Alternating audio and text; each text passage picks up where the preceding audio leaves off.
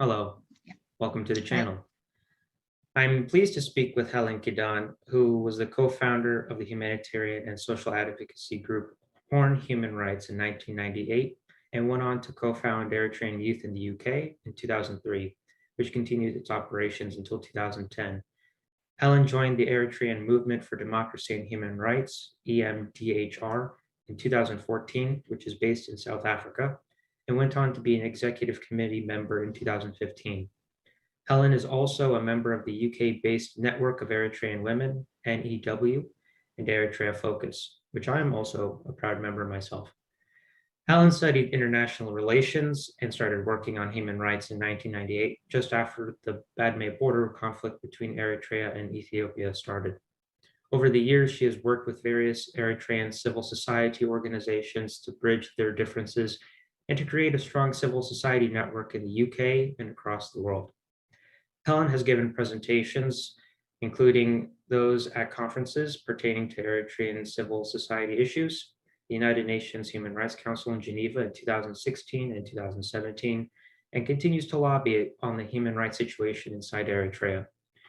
She has worked with various international human rights organizations, including Civicus, and most recently works with destitute asylum seekers from across the world and in the United Kingdom. I'm pleased to have Helen on the channel. Welcome. Thank you. Thank you, George. Thank you for having me. To begin, I would like for you to explain your role in the group that is Eritrean Movement for Democracy and Human Rights. What is it exactly for those who may not be familiar? Okay, so Eritrean Movement for Democracy and Human Rights was set up by Eritrean students in South Africa in 2003. Like you said earlier, I joined in 2014 and then became an executive member of EMDHR in 2015. My role within that is I head the advocacy. So while I'm the main person that focuses for advocacy, all of us in EMDHR in the executive committee support each other in the roles that we do. But so I'm the kind of the main person though for the organization that does the advocacy for them. So that means highlighting the human rights situation, lobbying, whether it's governments or government representatives in institutions, and raising awareness on the plight of Eritreans inside Eritrea, but also the plight of Eritrean refugees elsewhere. So currently it's in Ethiopia, but obviously trying to assist Eritreans in Yemen, previously in Egypt, in Sudan, and raising awareness on the situation in Libya as well. So those are the kinds of things that I do within EMDHR. I visited the website recently. Could you give me a short explanation of some of the goals that EMDHR has? Well, EMDHR works to ensure that the rights of Eritrean citizens are respected and their human rights are not abused. And while we advocate most specifically for inside Eritrea, it is also engaged in advocating and protecting the rights of Eritreans outside of Eritrea as well. And we work towards having a democratic Eritrea, which is governed by the rule of law. So this is the endeavor of EMDHR. What are the primary reasons for starting the civic organization? I know you joined later on in its operations, but in your opinion, what was it that the needs of the organization needed to fulfill? Well, I think, when the crackdown started in Eritrea, it started obviously, with students as well. So the closure of, Asmara University, the imprisonments of students. And I guess a lot of the students that went from Eritrea to South Africa were all at Asmara University. So obviously they would have been very much impacted with the situation that was happening. And they felt that, the human rights situation needed to be highlighted and needed to be addressed. And it was out of that need and out of their own experiences that they set up EMDHR. EMDHR also works closely with other Eritrean organizations that have an emphasis on human rights, fundamental Yep. civil liberties, and political issues pertaining to the worsening domestic situation.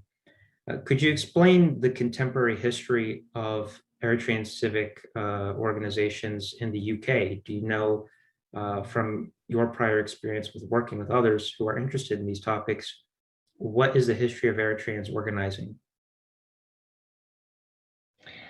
Well, I mean, I think we need to understand where we came from before I actually address the question. The reason I say this is during the 30-year war for independence for Eritrea, we became a very militarized society in a sense that all our civic organizations or our civic societies basically ceased to exist. They came either under the ELF or at a later stage, they came under the EPLF. So in essence, the independence of organizations ceased.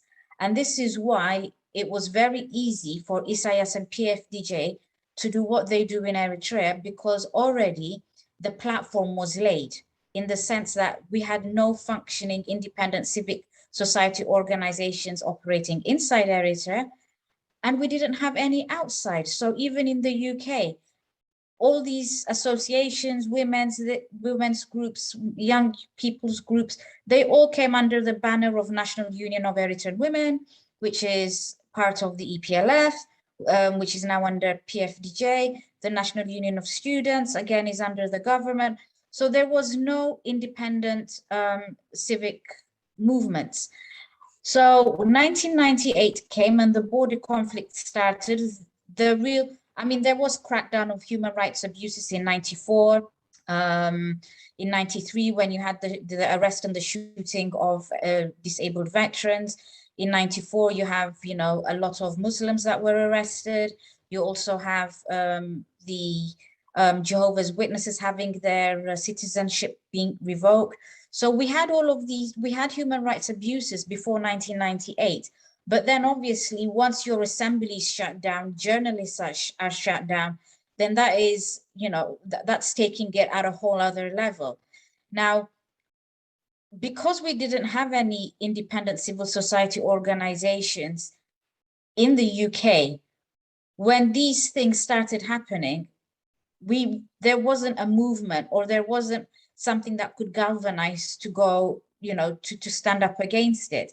The opposition that existed was ELF, and the ELF doesn't really represent all Eritreans. So this kind of independent society groups, human rights groups that we have now that are advocating really didn't exist. And the same thing in South Africa when it started in 2003, MDHR.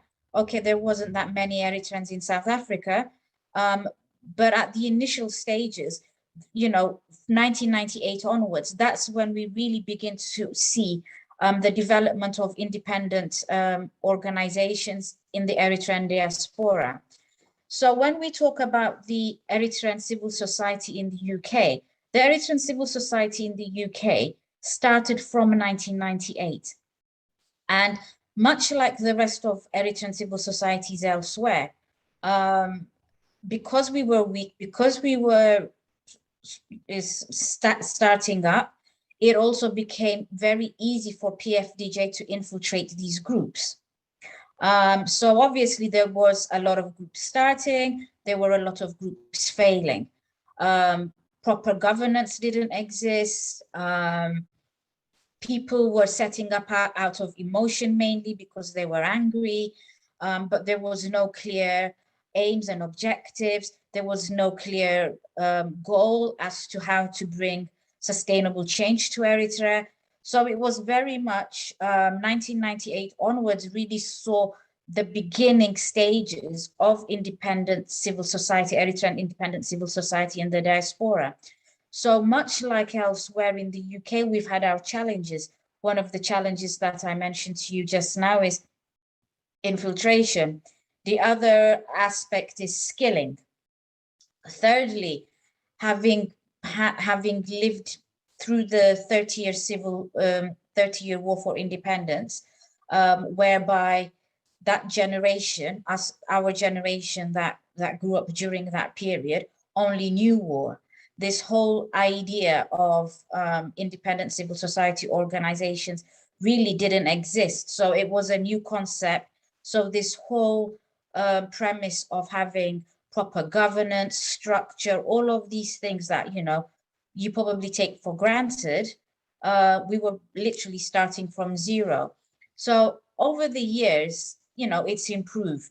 And obviously there have been a lot of trust issues because you've had the historical issue between the ELF and the EPLF, and that impacted on the civil society organizations as well.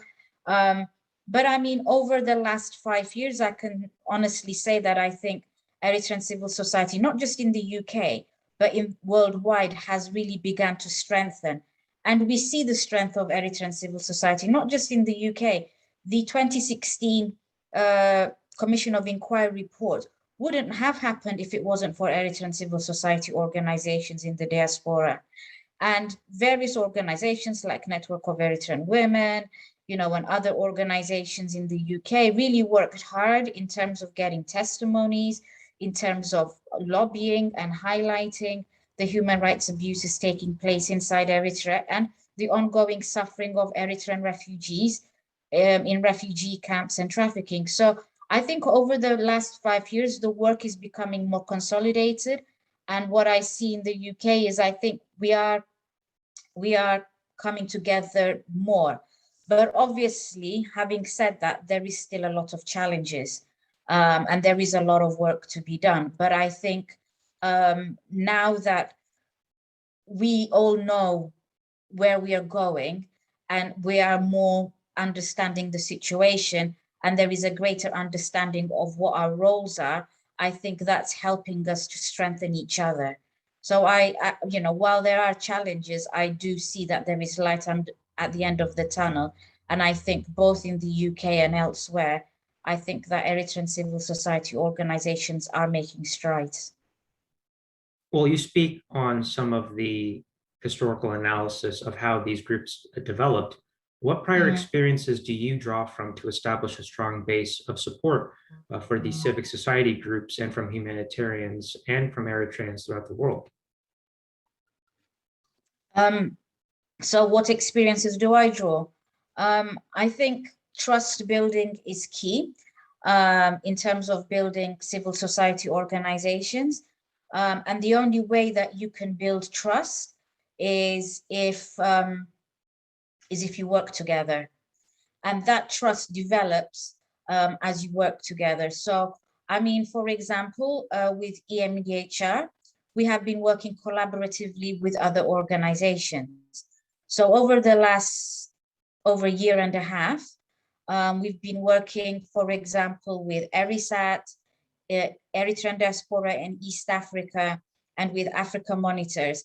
And through our collaboration, we have been doing this pilot project in whereby we provided up to 45 Eritreans, some including ERISAT staff and volunteers, as well as Eritrean human rights defenders and activists in the training. So 8 sessions were held, each one for 3 hours. So, you know, those sessions held on, for example, one of the training was on, you know, due process of law. The one I conducted was on UN conventions and mechanisms for human rights. So, you know, there were different aspects of human rights that we were, you know, looking at during those 8 sessions. One was looking at, you know, women, language, you know, in terms of human rights as well. So, you know, the training consisted of 8 sessions. It was very well received. And part of our project, for example, collaboration with them, is to see how this pilot project has gone, and seeing how it's gone, then we can expand it. So we just finished, we held 4 sessions. Each session was 2 hours long with Eritrean civil society organizations. So that was with 15 Eritrean civil society organizations. And so that has been really fruitful. And off the back of, for example, that collaboration, you know, that we've done with these consultation groups, We have issued the statement on for Eritrean refugees. And we are amalgamating, we're trying to amalgamate our work. And I think that is key. I think what is key is when I know what you're working on and you know what I'm working on, then we know on what basis to work, and I think that's half the problem with Eritreans. I don't know what you're doing and you don't know what I'm doing. So if the right hand doesn't know what the left hand is doing, you're kind of working, but you're working in different directions. And I think the key is, how do we have a more streamlined work? And I think that's where I'm beginning to see it. So I think where we're beginning to see those changes is we're coming together on common grounds that we can work together and kind of developing that working relationship in a more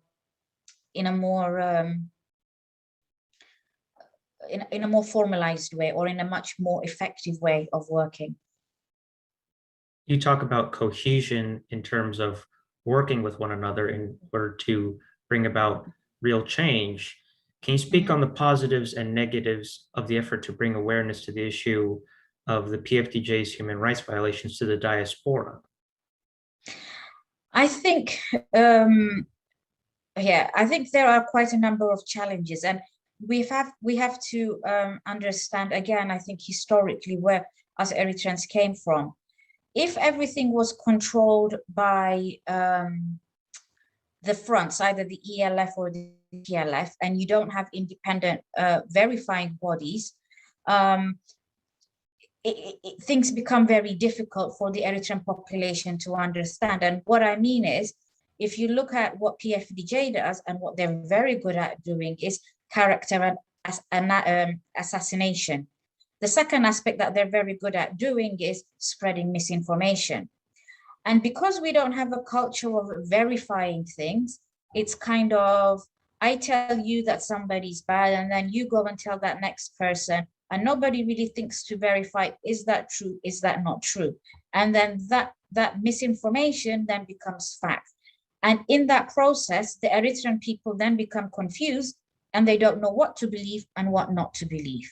And I think the weakness of the Eritrean civil society organizations has been that we have not been able to give a clear and coherent message to the Eritrean people. And I think because we weren't working cohesively, we were doing great work. When I say we weren't working cohesively, I'm not saying that these organizations didn't do great work.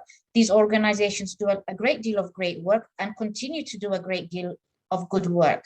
And I completely appreciate and respect them for their dedication, because despite all the challenges that they face, and some of them with families back in Eritrea, they have continued relentlessly working. But our lack of cohesion, or our lack of cohesiveness in working together to achieve our aims, has meant that the PFDJ has been able to monopolize that vacuum. And I think the issue then is, if we want to galvanize the Eritrean people, we as Eritrean civil society organizations need to be assertive and need to own that space. And we need to have our own narrative. And I think that's where the issue has been. We have not had our own narrative. Our narrative has been responding to what PFDJ says, but we haven't had our own narrative. And I think that's key. That's key, because once we have our own narrative, I think that will solidify all the work that we're doing as well. So, yeah.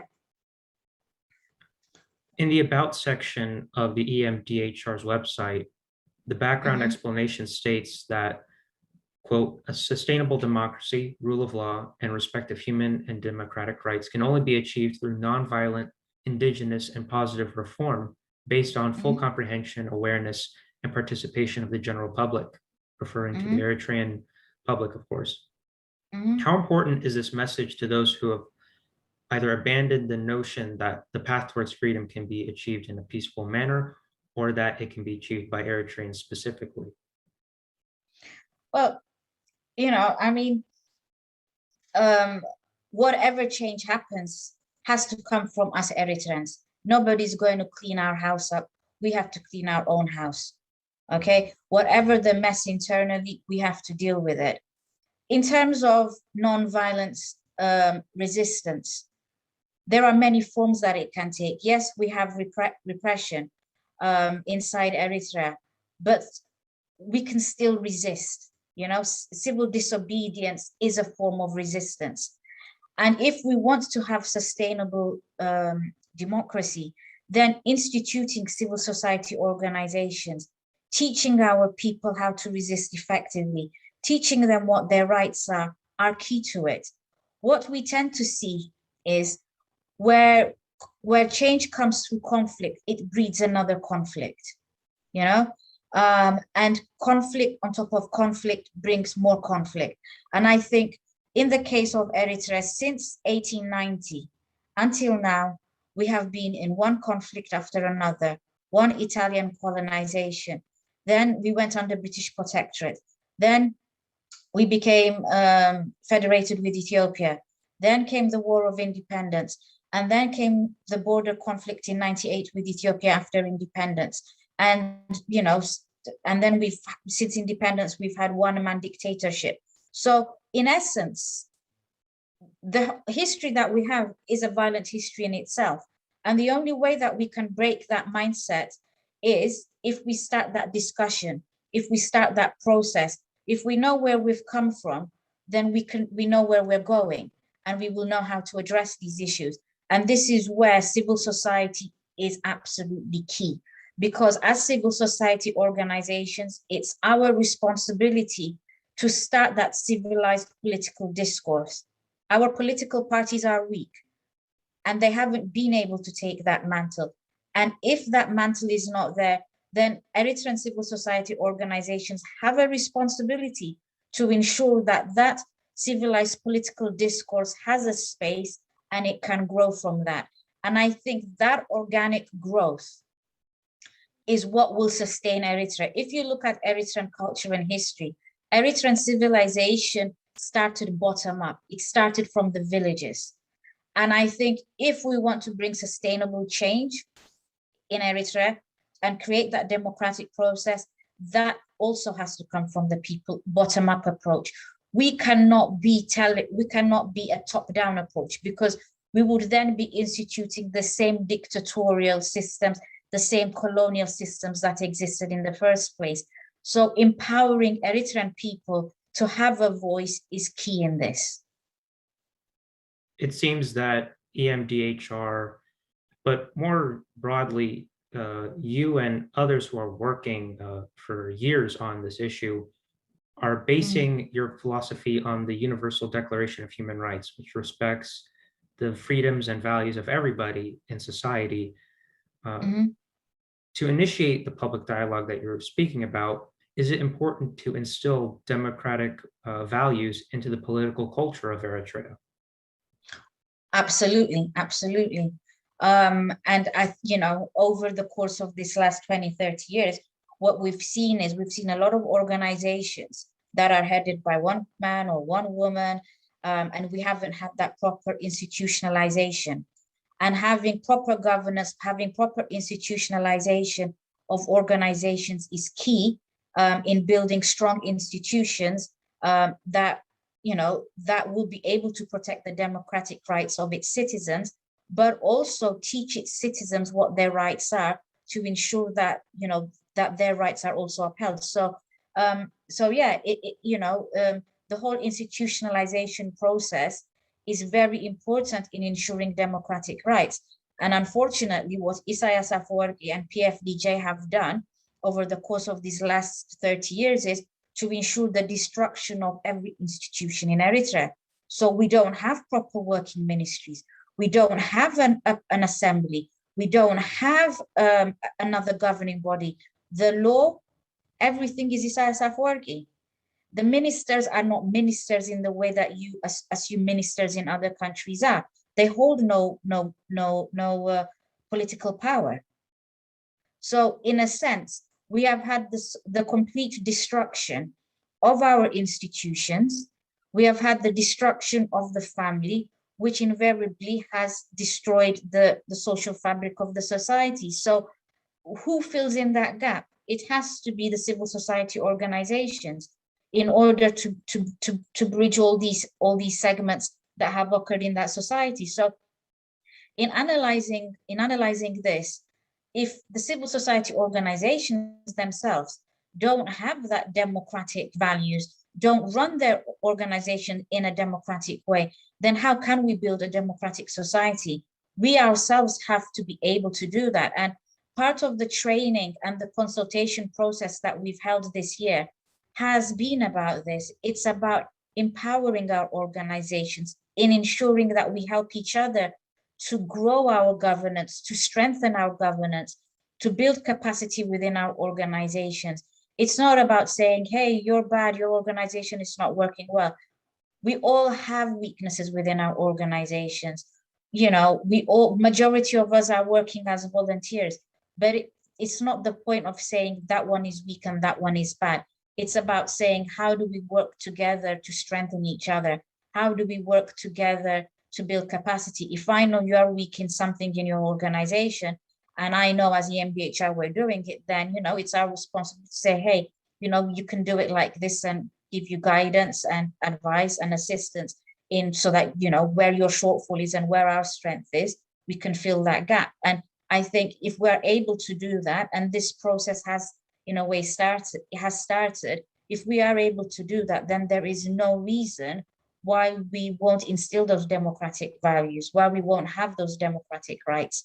But we have to believe in it ourselves, and we have to work towards it. Turning from the importance of the work that you're doing into more of an applicable scenario that I'm sure is in the news as of late, I'd like to discuss the current situation of Eritrean refugees in the Tigray region of Ethiopia. The UN High Commissioner for Refugees, Filippo Grandi, recently released a statement on the deteriorating situation in Tigray since the capture of the regional capital, Mekelle, where he said, quote, "In the past weeks, hundreds of Eritreans have been arrested in the town of Shire. The UNHCR has requested access to Tigray and demands the immediate release of any unlawfully detained Eritrean refugees and asylum seekers. The UNHCR has also received reports of other very serious allegations of violence against Eritrean refugees and has called on both the federal government of Ethiopia and the Tigray regional government to launch formal investigations into all credible allegations. How important is it that the United Nations act and consider the worsening situation in Tigray for Eritrean refugees, given the severity of the conflict since November of 2020? I think it's, you know, I think it's critical that UNHCR acts, but I think member states need to be taking in Eritrean refugees. I mean, the situation for Eritrean refugees is dire. I think yesterday there has been heavy fighting around the refugee camps. I believe that has now died down. It's dying down. But whatever way you look at it, Eritrean refugees are caught in the crossfire. I mean, the situation for Eritrean refugees has been dire anyway. But since November 2020, it's been exceptionally bad. So if you remember at the start of the conflict, there were Eritrean refugees, about 20,000 that went missing. Some reportedly had were taken to Eritrea. There were killings, and those were done by various segments. And what we see happening now, based, what you said on Filippo Grandi's statement, is basically a continuation really of that. So Eritrean refugees in the Tigray region have become a scapegoat for the atrocities that, that the Eritrean military or armed forces inflicted in Tigray under the auspices of Isaias Afwerki, who sent them to do that. So, the Eritrean refugees, in a sense, have become a scapegoat. They are a target by the Eritrean regime because they fled them. So the Eritrean government targets them. They are a target by the federal forces and by Tigray militia as well, because they're avenging for the massacres that have taken place in Tigray. So the Amhara militia. So in a sense, the Eritrean refugees have been targeted since the start of this conflict for, by various warring actors in the conflict. And we do not want to see the politicization of these refugees. They are refugees, and as a refugee, you are entitled to protection under international law, and Eritrean refugees need to be protected. And these atrocities that have happened in the Tigray region, namely by the Tigray militia of late, needs an independent investigation into their circumstances. And we are calling on the international community for their immediate evacuation out of Ethiopia. There is no safe space for Eritrean refugees or Eritreans generally in Ethiopia. In whichever angle you look at it, there is no safe space anymore. And the current climate with the ongoing clashes is making that more and more dire. So the only solution for Eritrean refugees and the Eritrean general population in Ethiopia is that they are immediately evacuated and resettled in third countries in a safe environment. There is, in my view, very little to gain by relocating them within Ethiopia, for the simple fact that there is no safety. And if you can't guarantee safety within the country, then UNHCR and the international community have an obligation to resettle them in a third country for their own safety and protection.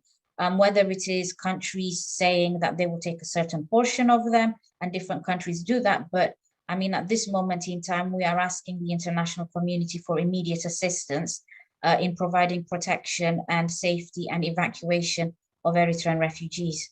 And I mean, on top of what you've just said, what I would like to say is we have also been seeing on social media people commenting that Eritrean refugees should be killed. We have also heard from people in the UK saying that Eritrean refugees in Ethiopia should be killed. And I think I see the situation is deteriorating even within communities. And I think it is the responsibility of everyone, Eritrean civil society and Tigrayan civil society, to address these issues in a civilized form. At the end of the day, once the conflict is over, all these communities have to live with each other. And I think the escalation of killings of Eritrean refugees in Tigray is also being seen on social media with the kind of language that is being used. And I think, it is truly sad. And, it won't be tolerated, because the Eritrean refugees have nothing to do with what Isaias Afwerki and PFDJ have done. They have fled that regime for that very reason, because their rights were being abused. So taking out their anger at the Eritrean refugees in Ethiopia is to no one's benefit. It doesn't benefit them because there is nothing to be gained. These are people that require international protection. So I think these issues need to be seriously looked at. And I think the issues of lack of humanitarian access to Tigray, both for Eritrean refugees and the Tigrayan civilians, needs to be addressed, and the international community should be doing more to pressure Abiy Ahmed in ensuring that this humanitarian access can be reached, because food is also running out for Eritrean refugees in Tigray region, and also the civilian population there has got very little access to food as well. Of course, the mandate of the Special Rapporteur on the human rights violations in Eritrea was recently renewed after the conclusion of the 47th regular session of the Human Rights Council. Also, there has been a new resolution to investigate all atrocities in Tigray since the conflict began. What actions do the EMDHR or other affiliated Eritrean civic groups plan to take given the reinstated directives? Well, EMDHR, along with other Eritrean organizations, worked on the resolution with defenders and other organizations in the wording of that resolution. And we continue to work both with civicers and with defenders and other human rights organizations. As a representative of the MDHR, in conjunction with civicers, I read out the statement for the Human Rights Council. We intend to do what we have always done, and that is to continually raise the voice of the Eritrean people, continue to raise their plight on an international forum, but really put pressure on international institutions that it's great that this mandate is renewed, but we want more than mandate renewed. We want action to be taken. We want action on protection of refugees. We want action, accountability to be held for those who abuse human rights, So we want a lot more action. We want a lot more action on the activities of PFBJ in the diaspora.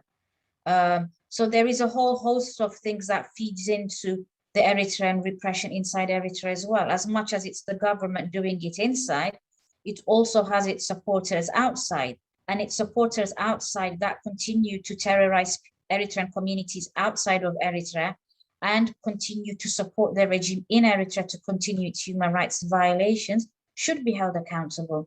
So I think there is a lot more that the international community could also be assisting in making sure protection is provided to refugees. The current situation with Eritreans in Ethiopia, with Eritrean refugees in Ethiopia, means that because people are frightened and because of what's happening to them, people are fleeing in all directions. And the only beneficiaries of this are the human traffickers, because the human traffickers are preying on the desperation and vulnerabilities of these refugees. So they're telling them, oh, the road to Libya is open, you can get into Europe. And obviously that's not the case. And many are held in appalling conditions, and people are still migrating to Libya because they can't go back to Eritrea, and Ethiopia is in the situation that it is. So I think the international community really need to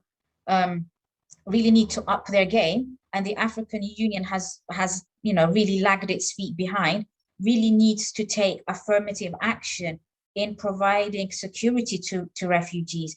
Evacuating them out of Ethiopia is critical if one, they're supposed to get safety, but two, if they're going to close the business to the human traffickers as well. So I think for a whole host of reasons, I think it is really important that it's not just about the mandate being renewed, but that concrete actions need to take place on the ground, concrete actions that bring a difference to the people on the ground. As much as all of these things are wonderful, and we're really happy that the mandate got renewed, because it means that Eritrea will continue to get scrutinized for its human rights violations, and that is critical and important that happens. But beyond that, there needs to be action. There needs to be assistance to Eritrean people on the ground. And until that resolution, that action is taken, then that resolution, even if it's passed, is not being effective. So, whilst we will continue to ensure that Eritrea remains on the international fora and continue to be, and Eritrea continues to be monitored for its human rights abuses, we need to see that action. We need help for Eritrean refugees in Libya desperately. We need help for Eritreans in Sudan, in Egypt, in Yemen, in Ethiopia. We need concrete assistance from the international community. This is not something that, as Eritrean civil society organizations, we can manage on our own. Well, you mentioned that the issue of Eritrean refugees in Tigray has taken an international level of attention. And with the seriousness of the conflict in Tigray, this issue has been publicly addressed in many forums. What steps are the EMDHR or other organizations that you may be a part of taking to facilitate meaningful dialogue with international actors, including the British government, the American government, or other institutions which have serious leverage in the political affairs of the world? Well, EMDHR with 12 other organizations just recently, 2 days ago, issued a statement, and that was done in conjunction. Some of those organizations are directly working with Eritrean refugees on the ground in Ethiopia. The information is being collated, and they are in touch, for example, in the US with with the State Department or with people in Congress. And there are other organizations in the UK as well, who are working with, lobbying the British government. In the United Kingdom, we have the All-Party Parliamentary Group on Eritrea. It's a committee within Parliament that's focusing on Eritrea. So through the APPG, that is how we lobby the British government in terms of whatever human rights abuses, in this case, the Eritrean situation in Tigray. So different organizations, different people in different countries are doing that.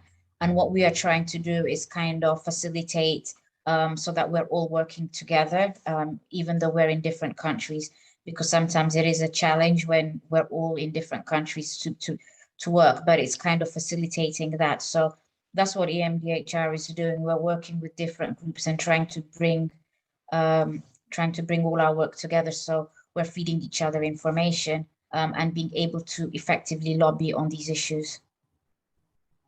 Well, the Tigray regional government also released its own statement calling for a UN-led and independent international investigation into all atrocities committed against Tigrayan civilians and Eritrean refugees, and also states that the relocation of Eritrean refugees be done at the consent and respect of the Eritreans. EMDHR endorsed the statement and called for the guarantee of safety for the affected refugee population across the camps, including Mayani and Hadi Harush. How important are these announcements from the Tigray regional government, which acknowledge the deteriorating situation of Eritrean refugees? I think it is important that that they have issued this statement, and we welcome it. And as EMDHR, we are happy to work with all parties in ensuring the security and protection of Eritrean refugees, and we remain open in dialoguing for their safety and security. It is important that Tigrayan civilians and Eritrean refugees, that their human rights are upheld, that any crimes committed should be investigated, and we have continually said that as EMDHR from the start of the conflict, that all human rights abuses that have been taking place need to be independently investigated, and those that are committing those crimes need to be held accountable for them. And we reiterate this, but I think it is welcome, and we look for ways in ensuring the security. We are working with Eritrean organizations. We're working with other international human rights organizations as well. And if the regional Tigrayan government is able to provide assistance and ensure their security and safety, then we are open to ensuring that is our main goal, to ensuring the safety and security of Eritrean refugees. What saddens me is I think that there has been an element, from the Eritrean government side and, also from the Ethiopian federal government side, of politicizing the issue of Eritrean refugees. On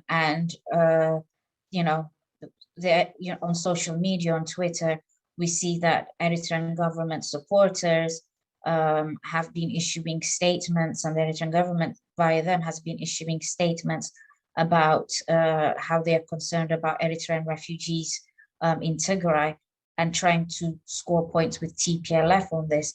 At the end of the day, the Eritrean regime is the root cause of the Eritrean problem. And once they have crossed out of Eritrea and are in somebody else's country, they are under international protection, under international law. And so for the Eritrean government to make it sound like they are in concern of Eritrean refugees is really an insult to humanity itself. But we remain open for Tigray and for any other parties to be able to secure the safety and evacuation of Eritrean refugees out of Ethiopia. Well, are there any plans for EMDHR to collaborate with regional actors that may be directly associated with the domestic situation in Ethiopia, such as the ARA, which is the Ethiopian Refugee Authority, or even the Tigray regional government, should they reach out to you, or if you can reach out to them and work out an agreement to ensure the safety and the relocation of Eritrean refugees?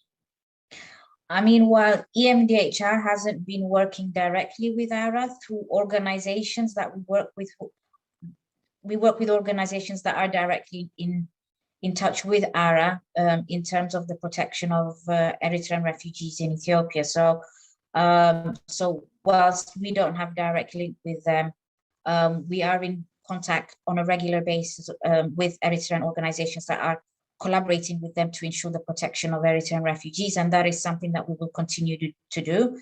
And we will support those organizations to continue providing that support to Eritrean refugees on the ground. So yeah, I mean, if any regional actors are willing to discuss on how to protect the refugees situation and work with the situation of Eritreans on the ground in Ethiopia, then that is something that we are definitely open to.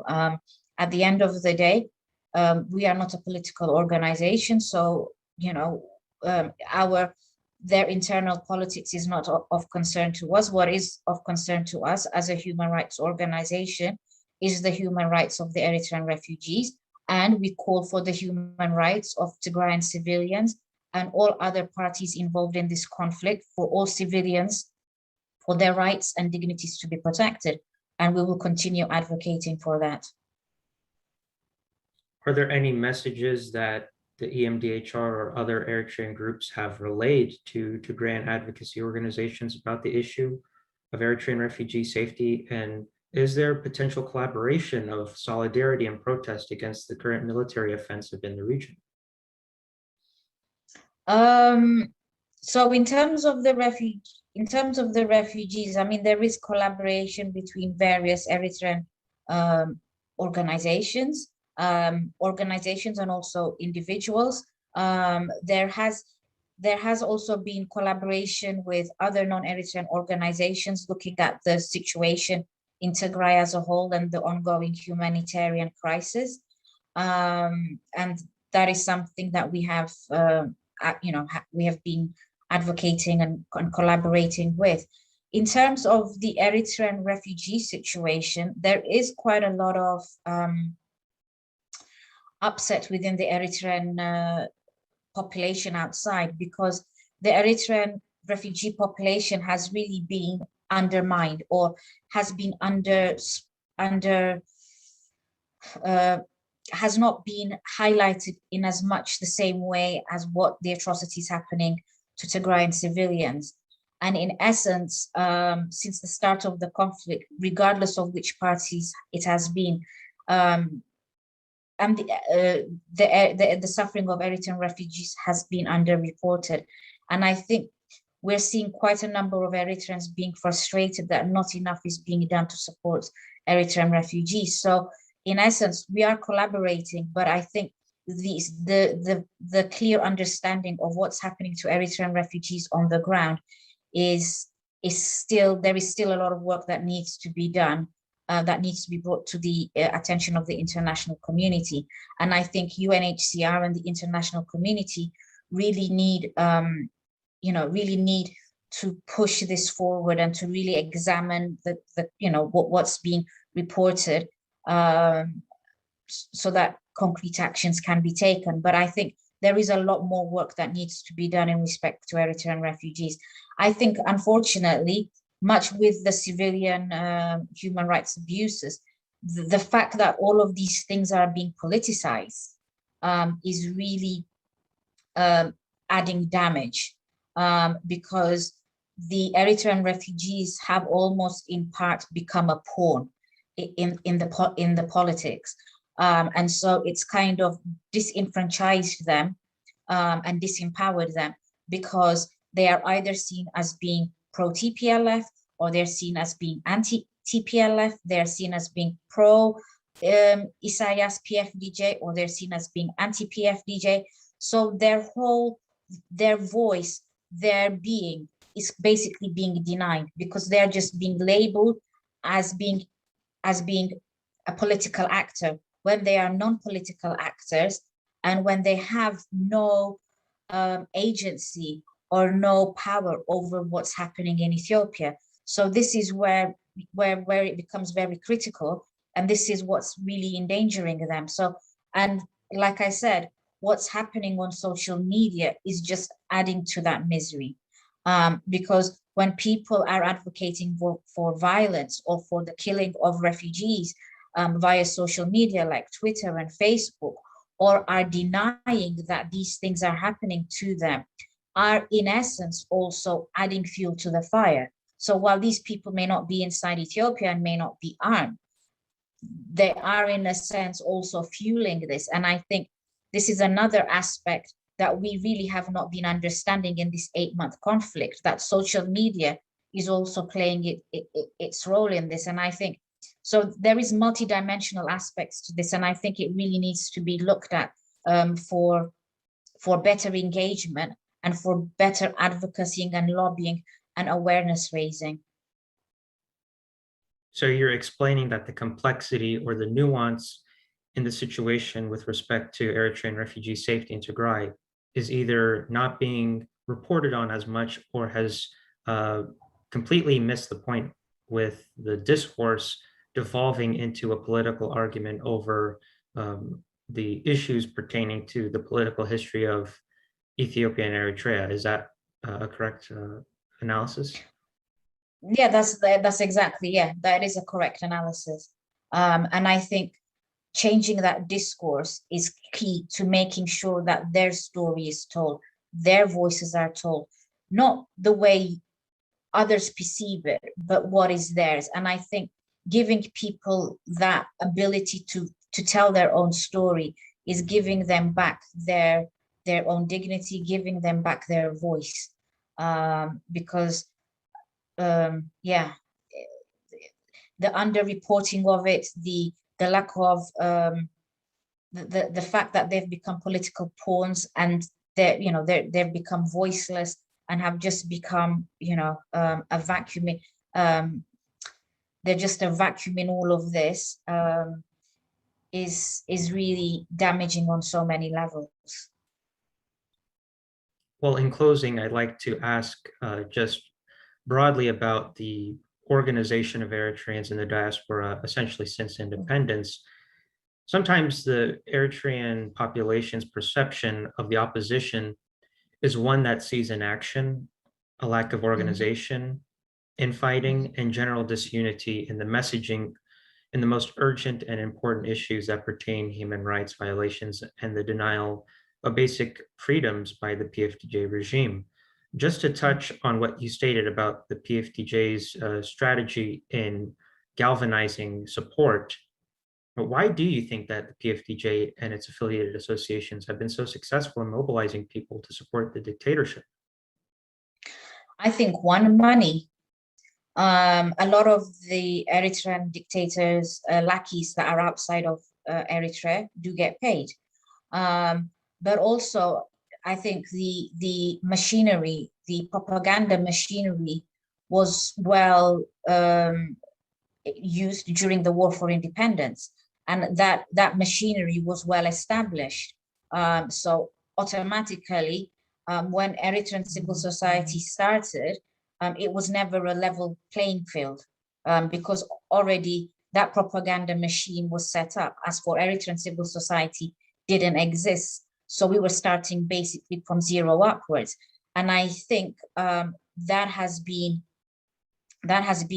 one major challenge.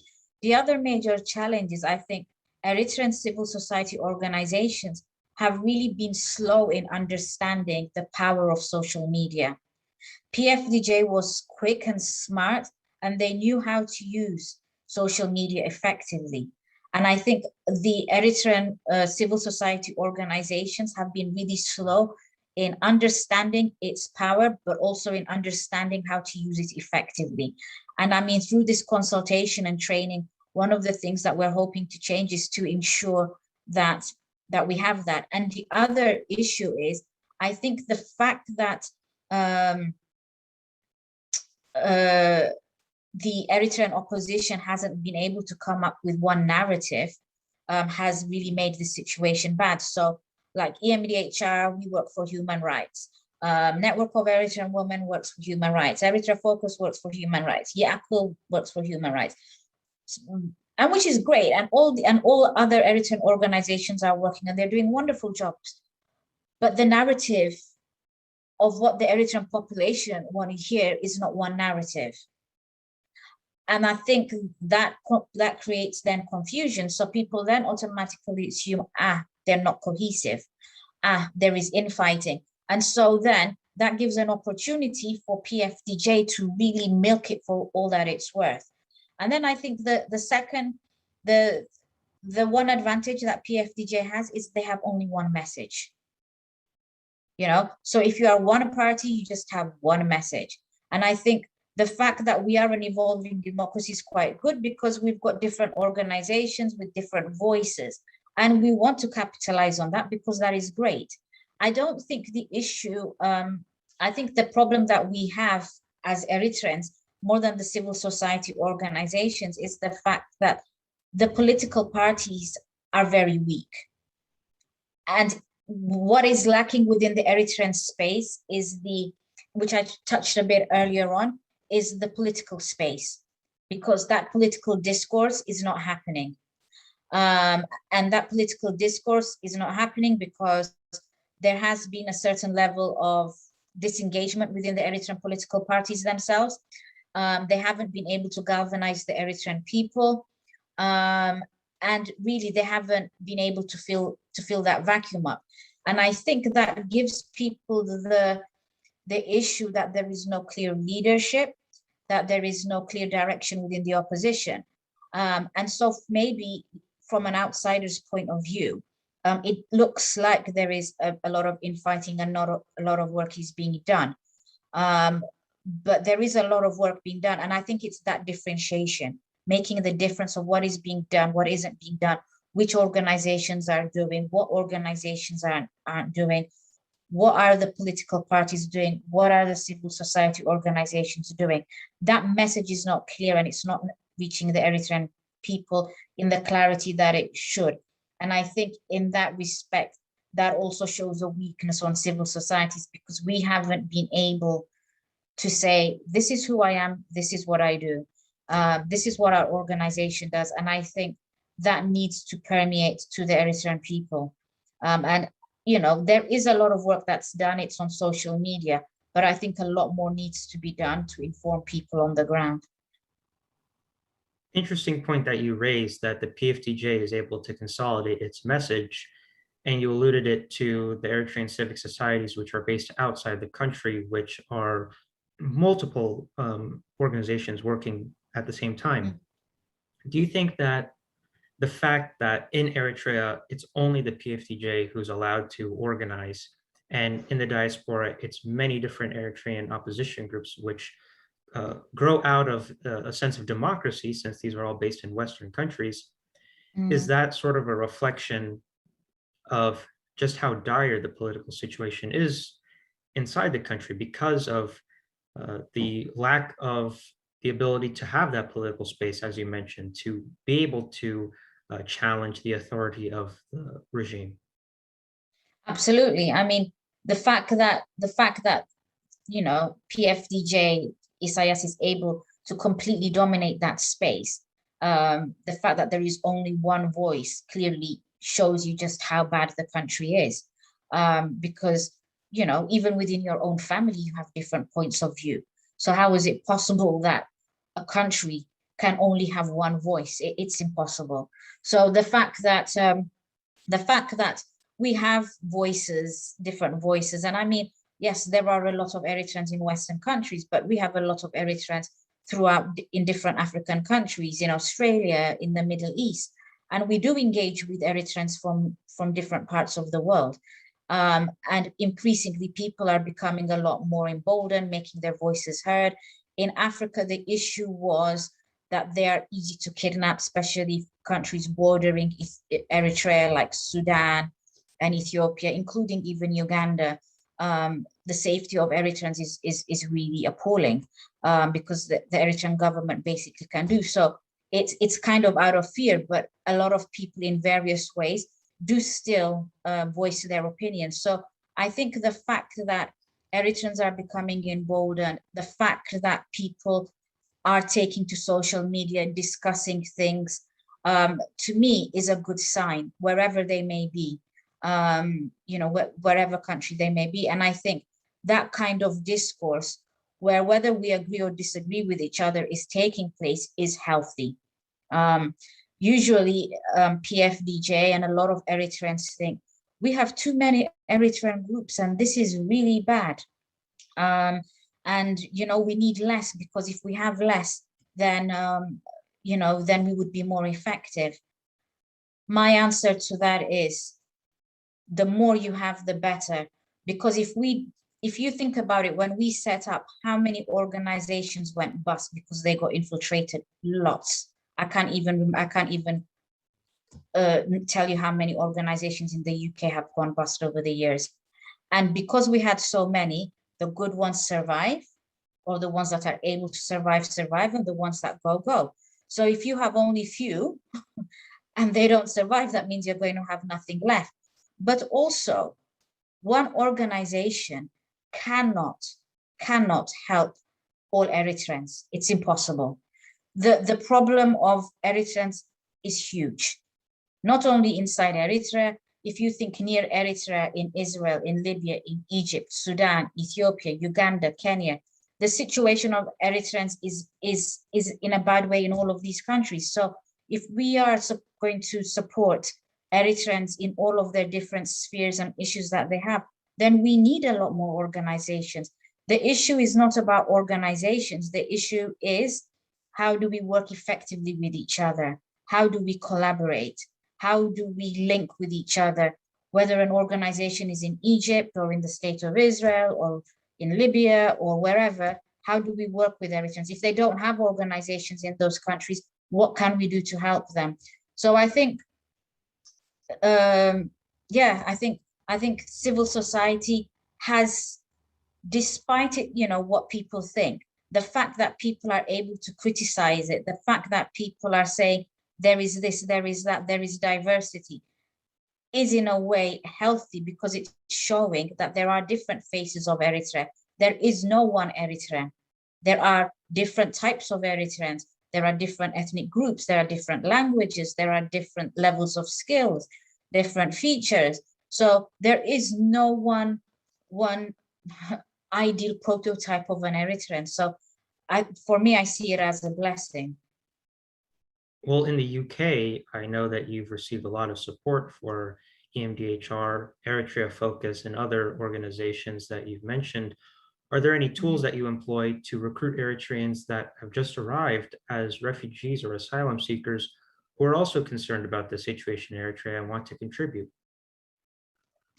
I think from EMDHR perspective, for example, I think in terms of recruiting more people, I think possibly has been a slight weakness, in the sense that when you recruit people into an organization, you need to give them proper tasks and roles, you need to build them up, you need to really spend resources. And I think one of the challenges, not just as EMDHR, I would say as a lot of Eritrean organizations as a whole, whether UK or not in the UK, whichever part of the world we are in, I think is we lack that capacity, we lack the resources to be able to amalgamate people within our organizations and make them work effectively. So I think that is definitely something for room for improvement. We will look at organizations, Eritrean organizations and non-Eritrean organizations that can support us in building our capacity to ensuring that we can bring people in on board and really strengthen our organization in a way so that it can grow. And I think this is one of the challenges.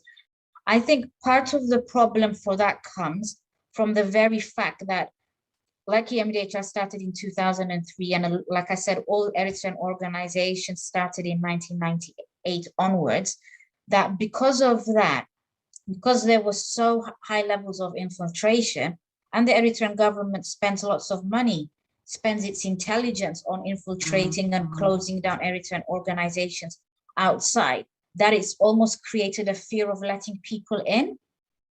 And I mean, maybe not so much now, but I think that previously has been a huge factor in this. But capacity building and resource building is something that we are looking at, and we are working with other organizations so that we can build. But I mean, in terms of new Eritrean refugees, when somebody comes new as a refugee to England, their focus is not on how to lobby about the Eritrean human rights situation. Their situation is, how do I get money? How do I live? Do I have my papers? So, Helen, I also just wanted to ask, what reassurance can you give the Eritrean public that the work being done by groups such as EMDHR has a meaningful impact and is the better alternative? Well, I mean, not just the MDHR, with a lot of organizations, a lot of work is done behind the scenes, which the Eritrean public don't necessarily see.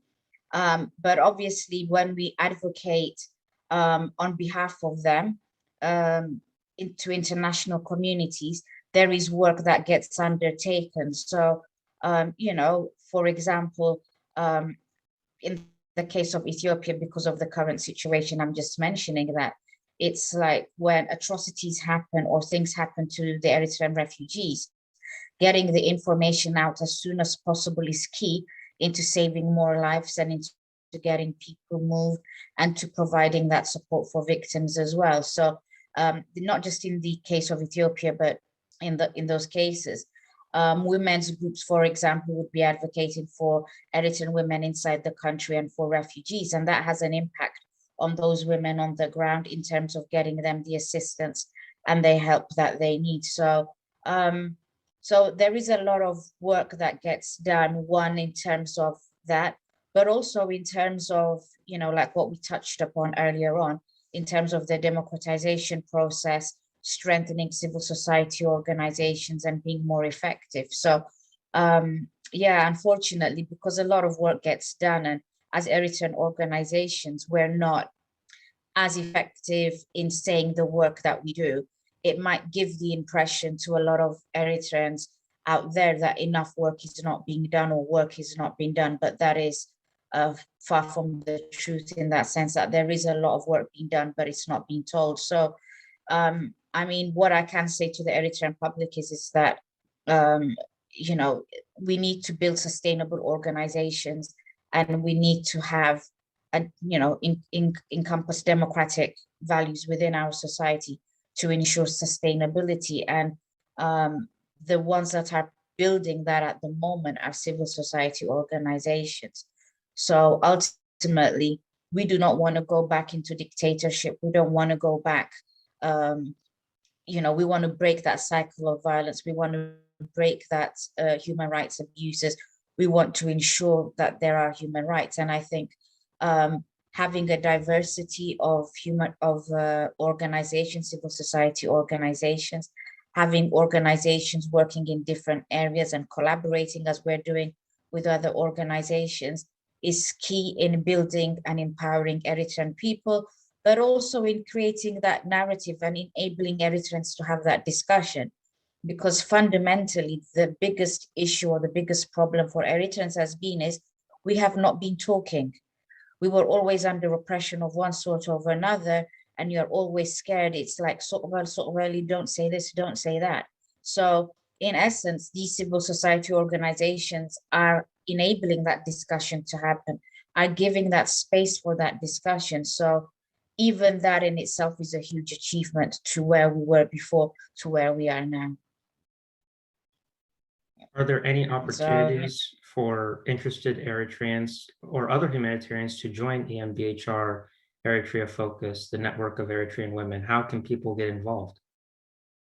I mean, in terms of getting involved, people, for example, for Eritrea Focus, there is the on the website the email contact details, so they can email and contact Eritrea Focus. Network of Eritrean as well has, for example, Twitter, through social media on Facebook as well. They can contact in terms of EMDHR. our email address is both on our Twitter and website account. So I mean, if people want to engage with us, they can use it through those means, and then somebody would always respond. So yeah, and we're always happy to have people to volunteer for us, and it would be good if in particular areas. So for example, what we would require is like social media activists, because I think there is a lot that we can do to improve on that sphere. Probably, people with more advocacy and lobbying skills as well. That is also critically important, but also we've got projects that we're planning. And I guess people that are able to project manage and to really build on the work that's already being done. So these kinds of areas, for example, are things that we require within EMDHR, because the work that we're doing is expanding. And I think as it is expanding, then we need more people with backgrounds and areas that I've just mentioned to be able to join our organization and then take the work that's been done to the next level. Helen, I'd like to give you the final word. Okay, thank you. Yeah, what I would say is to people, don't wait for other people to make the change for you. If you want to see a particular change, then you need to make yourself active and engage, and try and involve yourself in organizations that you think, I'm interested in women's issues or in youth issues or human rights issues, whatever it is that interests you, to get in touch, find out about these organizations, and really campaign. I think there is definitely more work that Eritrean civil society organizations can do to making themselves more accessible to the Eritrean public. But I also think if there are things that you are interested in, for example, please contact the MDHR.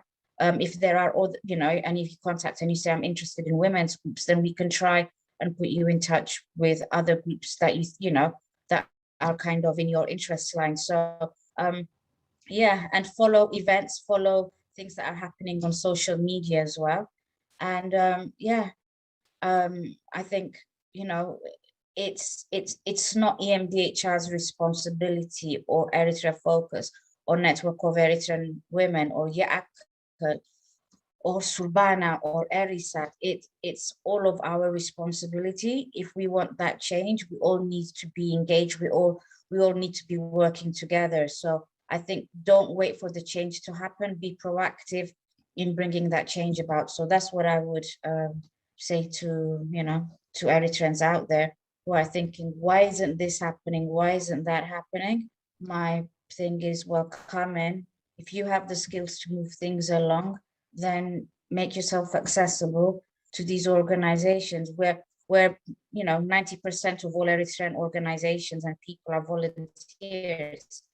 It's not paid full-time work. So not all organizations have the resources available. So whatever help there is out there, every little bit counts, anything is an asset. So yeah, so I'd say please contact us if you're interested in getting involved in human rights situation in respect to Eritrea and things affecting within the Horn.